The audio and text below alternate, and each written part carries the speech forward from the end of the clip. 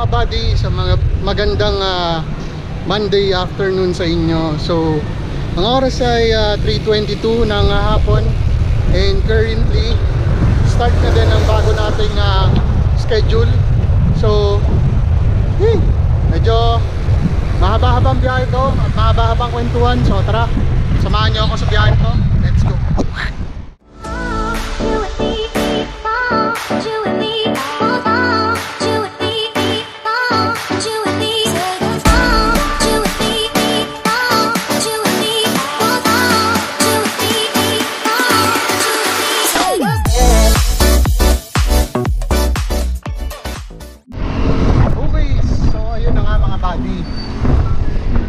It's Monday afternoon, third week, 11th day ng ating training. So since mag-take na kami ng phone calls for a period of time, kailangan daw dito pumasok kami dun sa sa ma-meet namin yung expected hours, phone time. Uy, hangin. Yung phone time namin as a trainees. So ayun,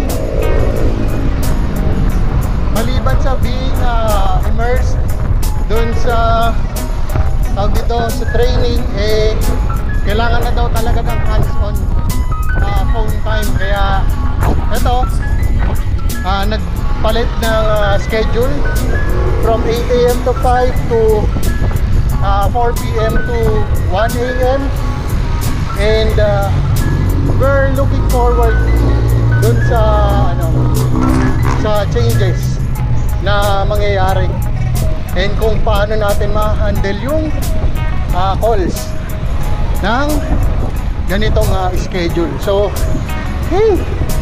ito na, Makati Mandaluyong Bridge na tayo. Let's go. As usual, Local Avenue, oras ay 3:43 PM. So 17 minutes to go bago tayo malate.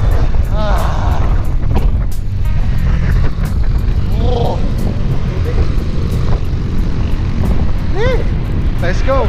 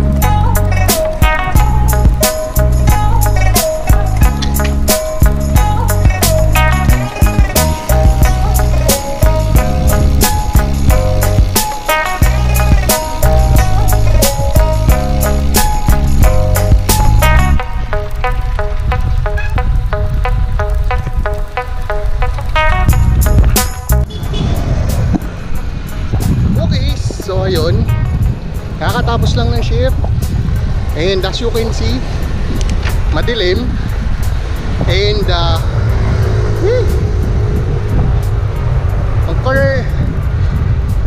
time check lang, oras ay 1:60 ng umaga, and ayun, schedule natin 4 to 1, di ba? Yan. Enjoy mo yan. Daling araw. So mahirap sa iba, wala kasi sila masasakyan. Tayo nakabike. Yun nga lang sa Makinlia daan. Tapos madilim pa. Hey! Good luck. So, biyahe muna tayo. Let's go. Dito na tayo sa Lotan Avenue. And as you can see, wala. Hey! Walang ibang sasakyan. So, hey! Pagod. So, kanina mga hapon, bago tayo pumasok, may napanood tayo na clip na ni Simon Sinek. This is the psychological power of the device. What if I was sitting here talking to you holding my phone? It's not buzzing, it's not beeping, no one's calling me, I'm just holding it. Do you feel like you are the most important thing to me right now? No, you don't. That's the association. So when we show up for a meeting, or we sit down for dinner with our families, and we put the phone on the table, it sends a psychological message to everyone sitting there that you are not the most important thing to me right now. And putting the phone... Yon. Sabi doon, makikita kung anong impluensya ang meron sa loob ng isang bahay kapag hawak mo yung isang cellphone. Or makikita mo ang epekto ng cellphone sa loob ng bahay. And pinakita dun sa clip na yun na parang kapag may hawak ka na cellphone, especially kapag kakausap mo yung pamilya mo, mga kamag-anak mo, anak mo, misis mo, parang mas pinahalagaan mo pa yung cellphone. So pumasok ako ngayon sa isang program kung saan hindi ako pwede gamit ng cellphone. Gagamitin ko lang siya kapag necessary lang. Pagka mag-e-edit, pagka may mga kailangan gawin, yun lang.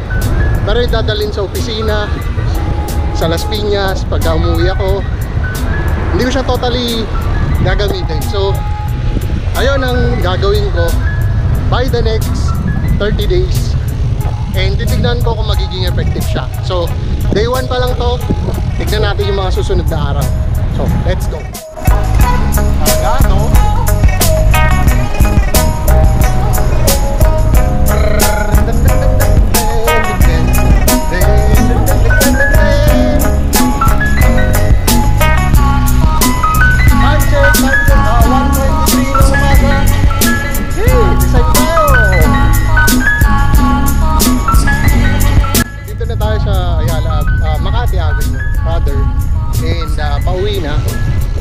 And pansin ko lang, marami sa mga mag-asawa ngayon, especially yung mga katulad ko na mga kalalabas-labas pa lang sa kalendaryo, libang na libang sa paglalaro ng mga laro sa cellphone.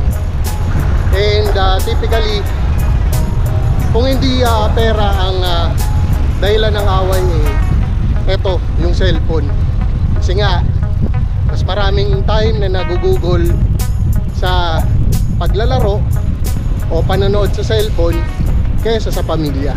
So ako bilang isang pamilyadong tao, gusto ko rin makasama ang pamilya ko. Kaya napasok tayo sa challenge na yung 30-day detox para matest natin kung anong benefits ng walang cellphone habang kasama ang pamilya. So hanggang dito na lang muna sa video na to. Dito naman na tayo sa Makati Ave, so malapit na. So kita kits next time. Peace out.